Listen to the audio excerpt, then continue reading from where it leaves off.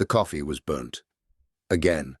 Elara could smell it from across the diner, a bitter, acrid scent that clung to the greasy air like a shroud. It was the smell of defeat, the smell of 3 in the morning in a place where dreams came to die. Her hands trembled as she wiped down the sticky Formica countertop. The rag was thin and damp, pushing the grime around more than cleaning it. Everything was thin here. The coffee, the rag, the patience of the night cook, her own hope. A bone-deep exhaustion had settled into her marrow. It was more than just the double shifts. It was a weariness of the soul, a constant, humming dread that had been her only companion for months. She had run with nothing but the clothes on her back and $112 tucked into her shoe. That money was long gone. Now every dime she made from lukewarm coffee and sad, congealed gravy went to the weekly rate at a women's shelter, a place that was safe but never felt like home. Home. The word was a phantom, a ghost of a memory that brought a sharp, cold ache to her chest. Home was a place with shouting, with slammed doors, with the constant, terrifying sound of heavy footsteps approaching. So, this diner, with its cracked vinyl booths and flickering fluorescent lights, was her sanctuary, a miserable, lonely purgatory. But it was hers. A sudden crash from the kitchen made her flinch, her shoulders hunching up to her ears, her heart hammered against her ribs, a frantic bird trapped in a cage. It was just a dropped pan. She knew it was just a pan. But her body didn't. Her body remembered. She took a slow, shaky breath, forcing her muscles to unclench. She was safe here. He couldn't find her here. Marcus, with his charming smile and his iron fists, was a ghost she had left behind in another city, another life. Still, every shadow seemed to hold his shape, every deep voice made her skin crawl. The bell over the door chimed, a tinny, cheerful sound that was utterly out of place in the dead of night. Elara straightened up, pasting on the watery smile she reserved for customers. It felt like a mask, brittle and thin. A man and a little girl stepped inside, shaking the rain from their coats. They were a stark contrast to the diner's usual clientele of weary truckers and lost souls. The man's coat was dark wool, tailored in a way that spoke of quiet, effortless wealth. His face was etched with a tired sort of kindness, but his eyes held a deep, lingering sadness. The little girl, no older than 6, clutched his hand tightly. She had big, solemn eyes and hair the color of dark honey, tied back in a neat ponytail that had started to come undone. They slid into a booth by the window, rain streaking down the glass behind them. The man helped his daughter out of her little pink coat. Elara picked up a menu, its plastic cover sticky to the touch, and walked over. Her shoes, worn through at the soles, made a soft, squeaking sound on the linoleum. "Welcome to the Night Owl," she said, her voice a little hoarse. "Coffee?" The man nodded, his gaze distant as he looked out at the rain-slicked street. "Please, and a hot chocolate for my daughter." The little girl looked up at Elara, her head tilted. She didn't smile. She just watched, her eyes wide and unnervingly perceptive. Elara felt a strange pang in her chest, a flicker of a warmth she hadn't felt in years. The girl reminded her of something, someone, a memory she kept locked away. Elara nodded and turned to get the drinks, feeling the child's stare on her back the entire time. She poured the burnt coffee into a thick ceramic mug and made the hot chocolate from a packet, adding extra marshmallows from her own small stash. A small, pointless act of kindness. When she returned, the man was talking to his daughter in a low, gentle voice. He was trying to coax a smile from her, but the little girl's serious expression didn't budge. She was still just looking at Elara. Elara set the mugs down carefully, her hands still not entirely steady. The little girl pointed a small finger at her. Her voice was clear and soft. "Daddy," she said, not taking her eyes off Elara. "That waitress has your eyes." The man, Alistair, had been stirring his coffee, lost in his own world of grief and responsibility. His daughter's words sliced through the fog. He looked up, and his fork, which he had just picked up to push a stray crumb on the table, clattered from his grasp. It hit the plate with a sharp crack of ceramic on steel. He saw her then, truly saw her, not just a tired waitress in a rundown diner. He saw the exhaustion that was so profound it seemed to be carved into her very bones. He saw the faint, bruised shadow of fear that flickered in her gaze. He saw the way she held herself, poised for flight, as if a loud noise or a sudden movement might send her scattering into the night. And he saw her eyes. They were grey, a soft, stormy grey, the exact shade of his own, the exact shade of his late wife's. It wasn't a biological resemblance that shocked him. It was the echo of a soul he had lost. In this stranger's face, he saw the same quiet strength, the same deep well of feeling that he had loved and cherished in his Amelia. But here, that strength was buried under layers of pain. Elara froze, the child's innocent words and the man's sudden reaction sending a jolt of panic through her. Her mind raced. Did he know her? Did he know Marcus? Was this a trap? She took an involuntary step back, her hands flying up in a defensive posture she wasn't even aware of. Alistair saw the terror that flashed across her face. He saw her recoil, and something inside him, a protective instinct he thought had died with his wife, roared to life. This woman wasn't a threat. She was threatened. He softened his expression, holding up a hand gently. "I'm sorry," he said, his voice low and calm, trying not to spook her. "My daughter, you startled me, that's all." His daughter, Lily, was still staring. "They're pretty, Daddy, like Mommy's were." The words hung in the air, heavy and sad. Alistair's chest tightened. He looked from his daughter's earnest face to the waitress's haunted one. "Lily," he said softly, "let's not bother the nice lady." But he couldn't look away. He saw the worn-out uniform, the frayed collar. He saw the tremor in her hands that she was trying so hard to hide. He saw a person at the absolute end of her rope. He had built an empire on calculated risks and shrewd decisions. He was a man who solved problems. And right here, in the middle of a dingy, forgotten diner, was a problem he felt a desperate, inexplicable need to solve. Elara just stood there, paralyzed. She wanted to run. She wanted to demand what they were staring at. But she couldn't find her voice. She just felt exposed, seen in a way that terrified her. "Are you all right?"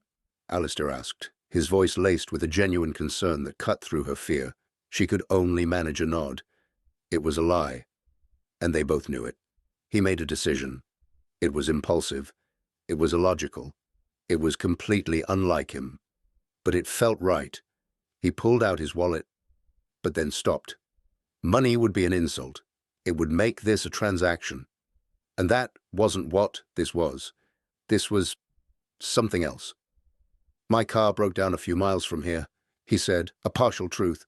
The car was having engine trouble and he was waiting for his driver. "We've been waiting for a ride for hours. It's cold out." He looked at her, his gaze direct and sincere. "I know this is a strange request," he began, speaking slowly, carefully. "But I have a large house. It's warm. It's safe. There are more empty rooms than I can count. Please, let me offer you a safe place to rest for the night. No questions asked. Just a warm bed, a hot meal." Elara stared at him, her mind struggling to process the words. A stranger, a rich stranger, offering her a place to stay. Every alarm bell in her head, conditioned by years of Marcus's manipulative generosity, was screaming. It was a trick. It had to be a trick. Men like him didn't just offer help. There was always a price. She shook her head, taking another step back. "No, I can't. Thank you, but no." But then she looked at the little girl. Lily was watching her, her expression not of pity, but of a strange, childlike understanding, as if she could see the cracks in Elara's carefully constructed walls. Alistair didn't push. He just nodded, a look of disappointment crossing his face. "I understand, of course."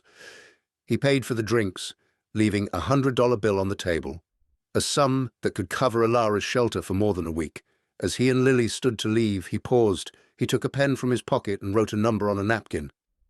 "If you change your mind," he said, sliding it across the counter, "if you need anything, at all, A ride, a meal, someone to talk to. Just call.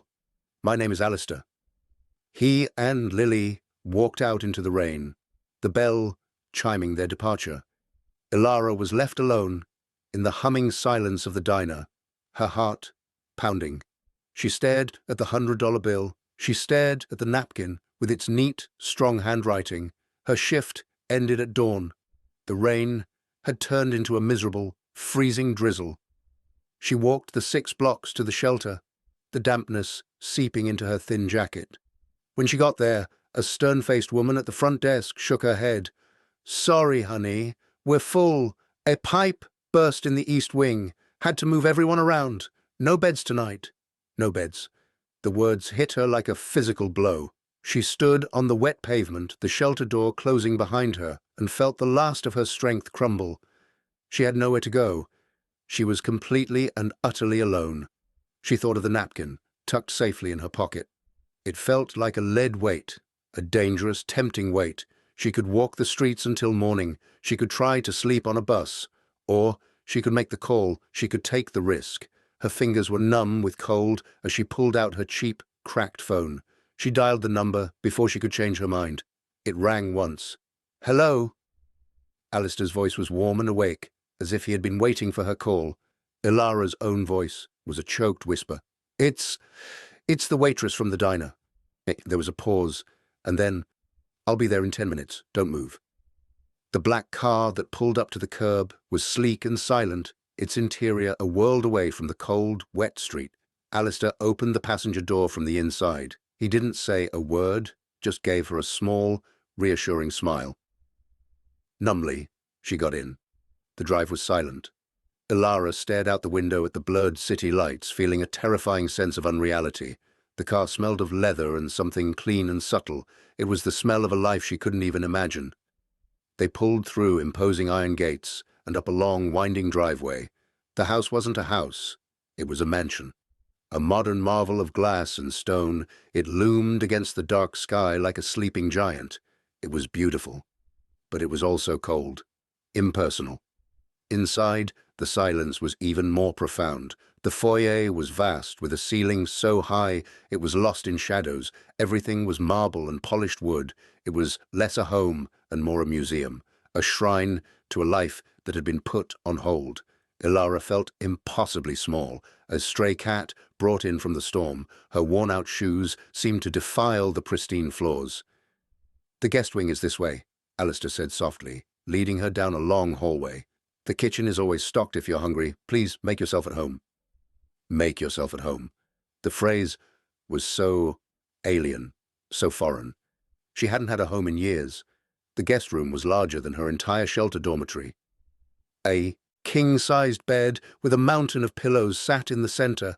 A private bathroom was stocked with fluffy white towels and expensive-smelling soaps. It was too much. It was overwhelming.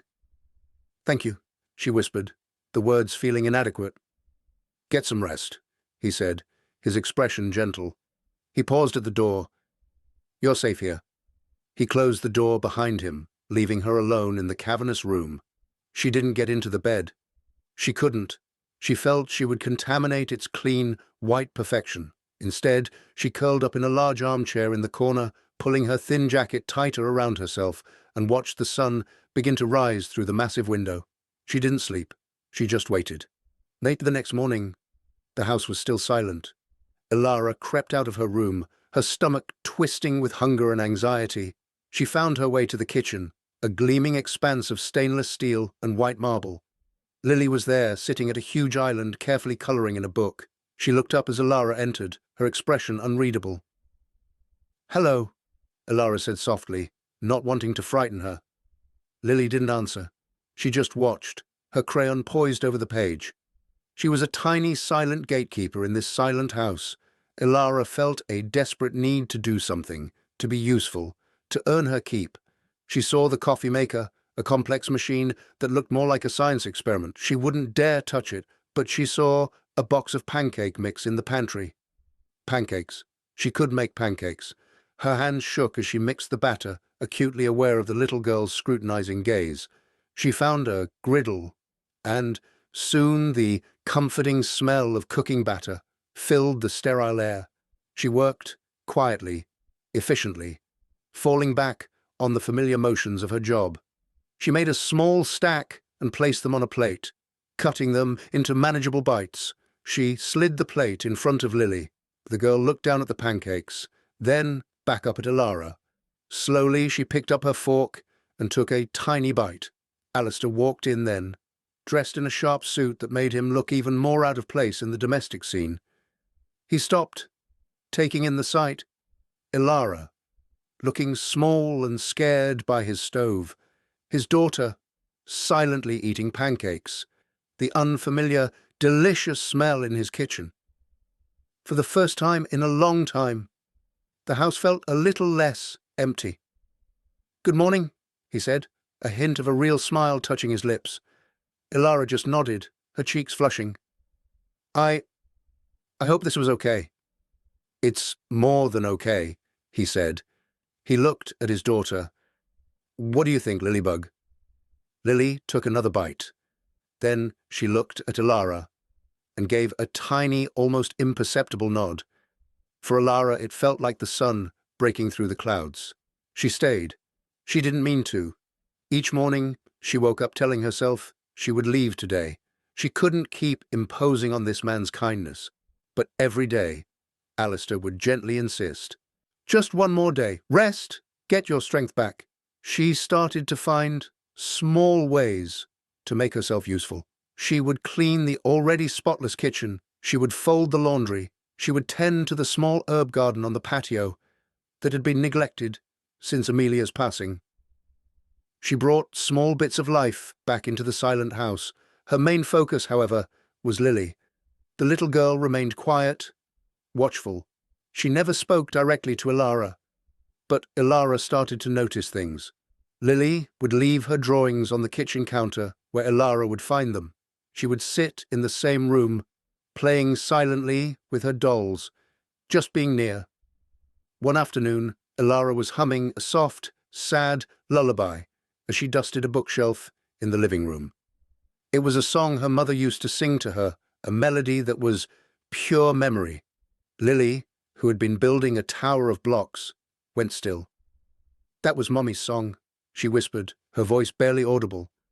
Elara's heart stopped. She turned to look at the little girl. "Oh, I'm sorry, I didn't know." Lily shook her head. "It's okay. It's a nice song." She looked down at her blocks.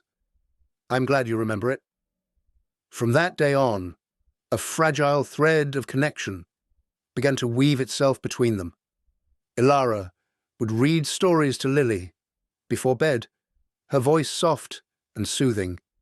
Lily would show Elara her favorite hiding spots in the vast garden. They didn't talk much, but they didn't need to. They communicated in a language of quiet companionship. Alistair watched it all from a distance. He saw the light returning to Elara's eyes. He saw the ghost of a smile begin to touch his daughter's lips again. This quiet, wounded woman was healing his family in ways he hadn't known were possible. His own perspective was shifting. He no longer saw her as a charity case. He saw a woman of incredible resilience and gentle strength. He found himself looking forward to coming home from the office, just to share a few quiet moments of conversation with her in the evening.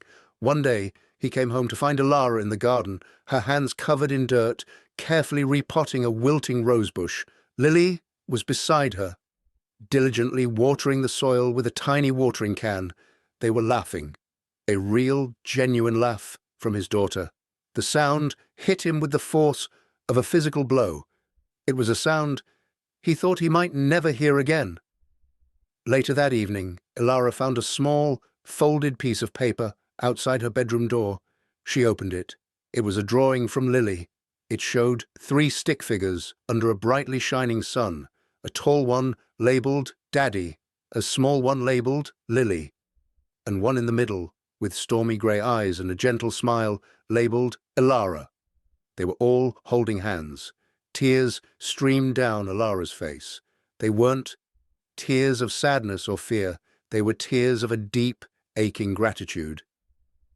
For the first time in what felt like a lifetime, she didn't feel like a burden. She felt like she belonged, The nights were the hardest. Sleep offered no escape, only a different kind of prison. The nightmares always found her. Marcus's face, contorted with rage, the sound of his voice dripping with venom, the feeling of being trapped, small and powerless.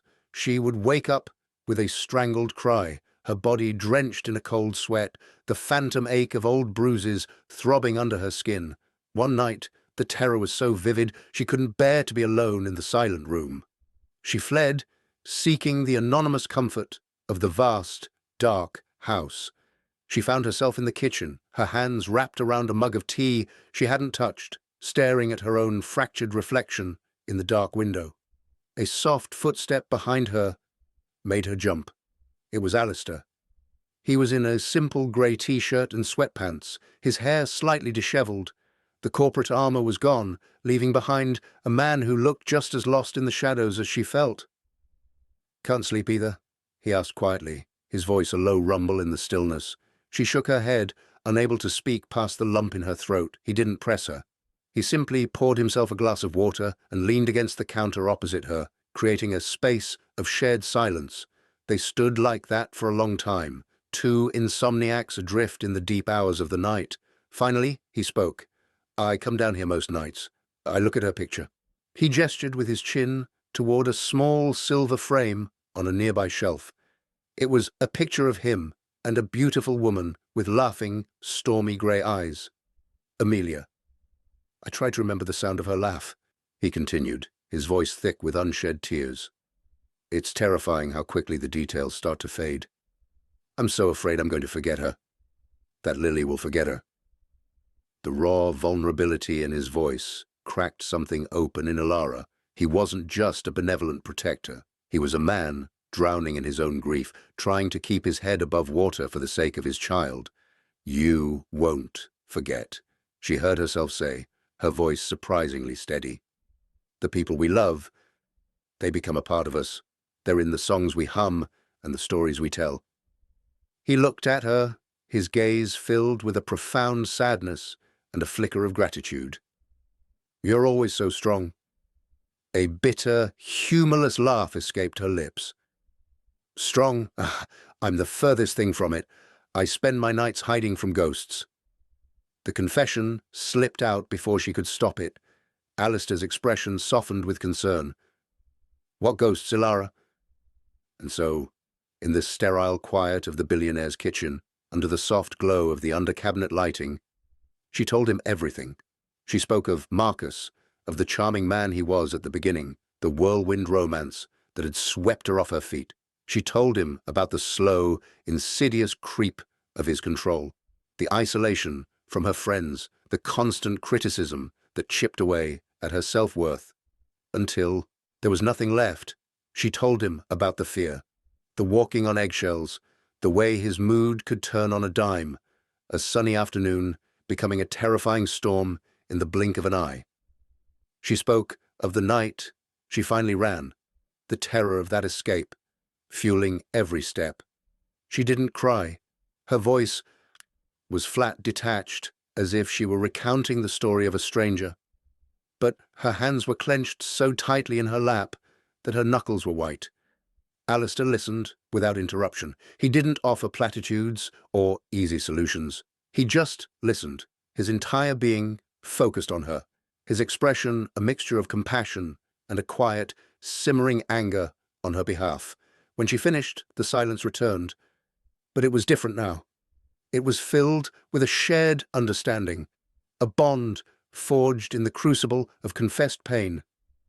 "He made you feel worthless," Alistair said, his voice dangerously low, "because he knew, deep down, that you were worth so much more than him." His words were a balm on a wound she didn't even know was still bleeding. "Now you know my ghosts," she whispered, feeling empty and exposed. "And you know mine," he replied. He pushed away from the counter and took the few steps that separated them. He gently took her trembling hands in his. His were warm and strong. "You're not hiding any more, Elara," he said, his grey eyes locking with hers. "You're here. You're safe. I won't let anyone hurt you again." It wasn't a promise born of pity, it was a vow. In that moment, the dynamic between them shifted forever. He was no longer just her rescuer, and she was no longer just a victim he had saved. They were two broken people, standing in the wreckage of their pasts, tentatively reaching for each other in the dark. The fragile peace they had built was shattered by a magazine cover.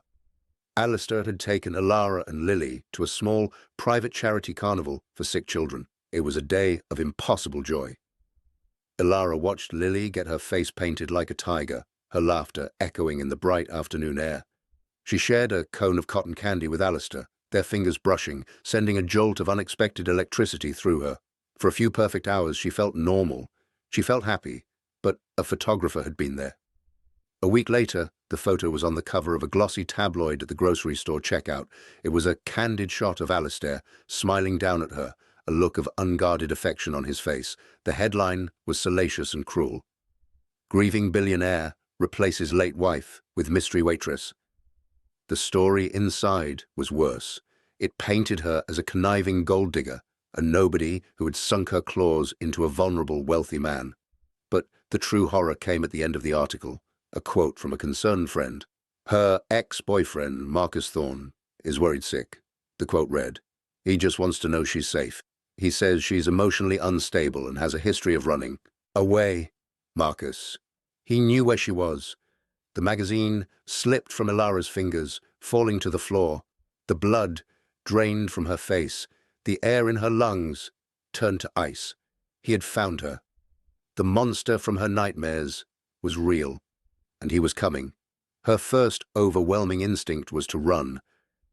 But this time, it wasn't just about saving herself. It was about protecting Alistair and Lily. She had brought this darkness to their door. Her past was a poison, and she had let it seep into their perfect, quiet world.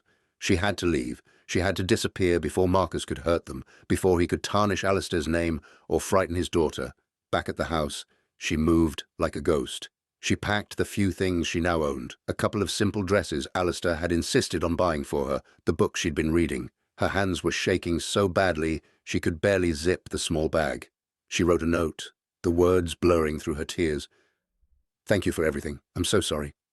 She left Lily's drawing on the pillow. She couldn't bear to take it. It belonged here, in this safe, warm house. She was halfway down the long driveway, a shadow slipping away into the dusk, when the sleek black car pulled up, blocking her path. Alistair got out.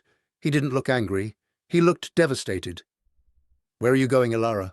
he asked, his voice strained. "I have to go," she choked out, clutching her bag. "He knows where I am. I can't let him hurt you. I can't let him near Lily." "So, you're just going to run? You think that's the solution?"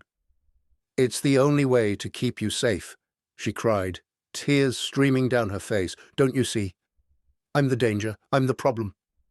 He strode toward her, closing the distance between them in 3 long steps. He gently took the bag from her hand and let it drop to the ground. Then he framed her face with his hands, forcing her to look at him.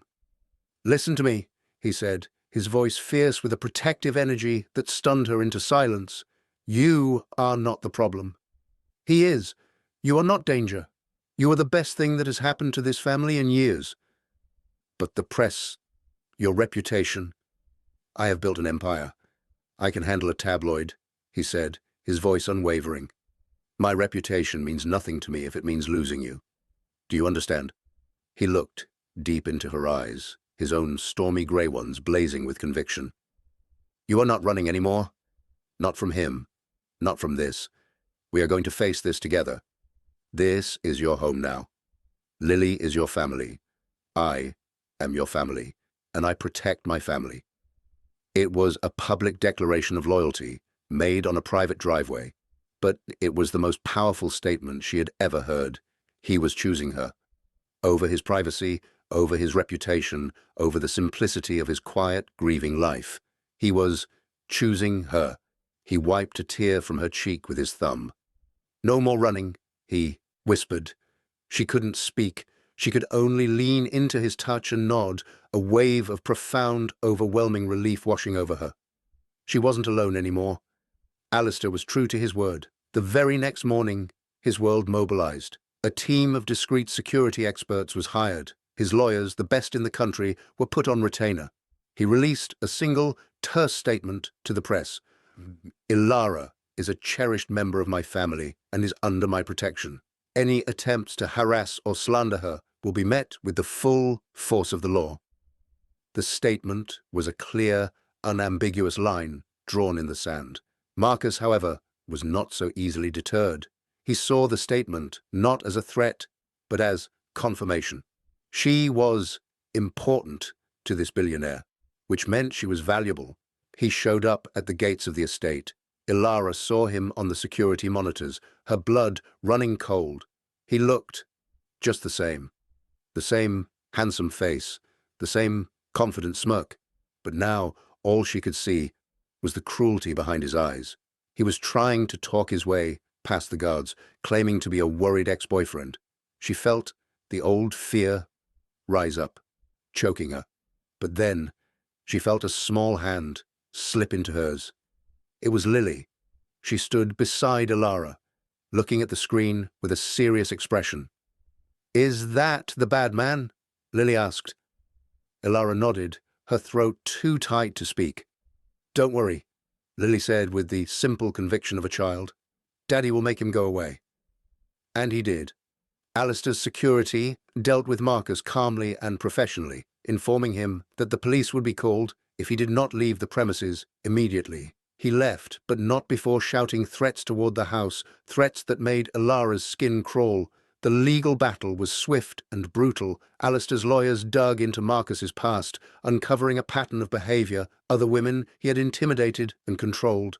A restraining order was granted, a permanent one that barred him from coming within 1,000 feet of Elara, Alistair, or Lily. The tabloid that printed the story issued a full retraction and a public apology after being threatened with a lawsuit that would have bankrupted them. The external threat was neutralized. The monster was caged. One sunny afternoon, weeks later, the cloud of fear had finally lifted. Elara was in the garden with Lily, teaching her how to press flowers in a heavy book. The air was warm, filled with the scent of roses and the sound of Lily's happy chatter. Alistair came out to join them. He didn't have his usual briefcase or his corporate frown. He just looked content. He sat on the grass beside them, watching them for a long moment. "Elara," he said, his voice soft, "can I ask you something?" She looked up, her heart giving a little flutter. He took her hand, his thumb stroking her knuckles. "For the last few years, this house has just been a place to live, a big empty space. But you've made it a home again. You brought the light back. You brought Lily's laughter back." He paused, his gaze earnest and full of emotion. "I know this is fast.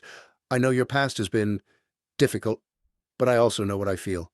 I love the way you're so gentle with my daughter.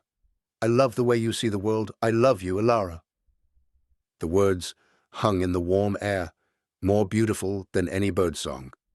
Before Elara could even process them, Lily piped up. "So, are you going to ask her to be my new mommy now?" she asked, looking at her father expectantly. "Because I would really like that." A slow, genuine smile spread across Alistair's face. He looked back at Elara, his eyes shining. "You heard the boss," he said, his voice thick with emotion. He reached into his pocket and pulled out a small velvet box. It wasn't a huge, ostentatious diamond. It was a simple, elegant sapphire, the color of a twilight sky, flanked by two small, delicate diamonds.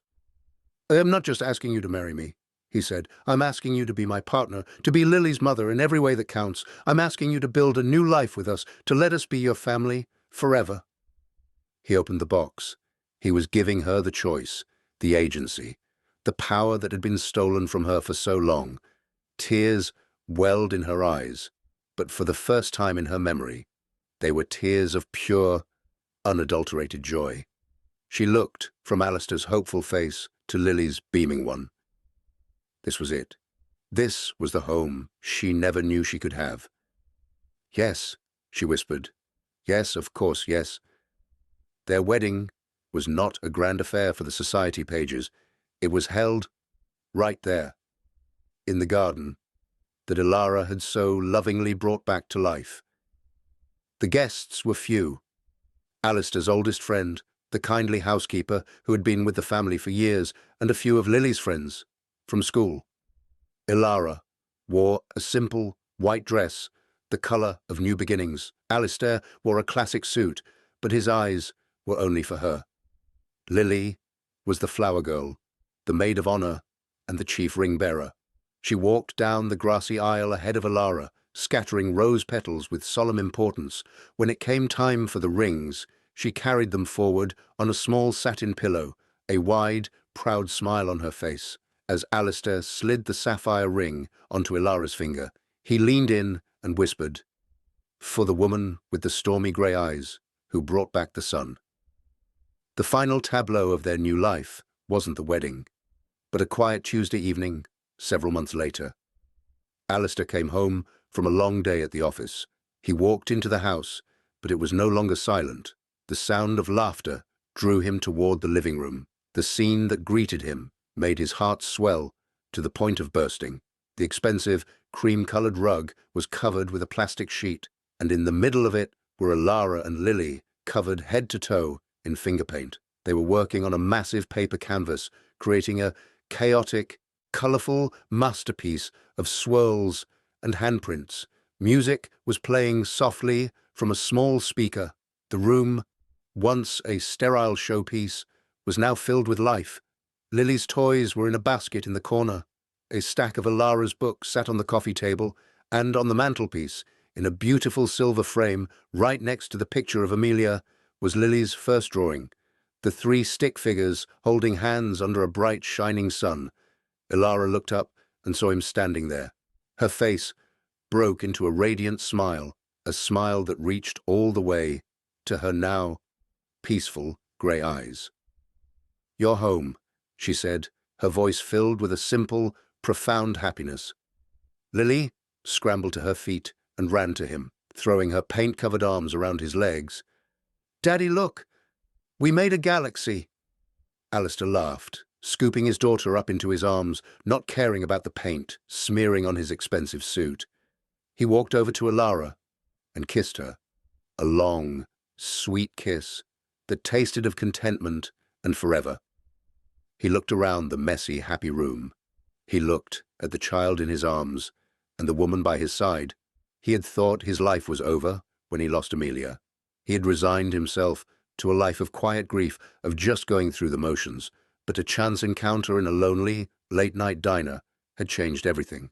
A little girl's innocent observation had opened the door to a second chance he never thought he deserved. He had found love not in spite of his broken pieces, but because of them, and so had she. Together, they had taken the shattered fragments of their pasts and built something new, something strong, something beautiful. They had built a family.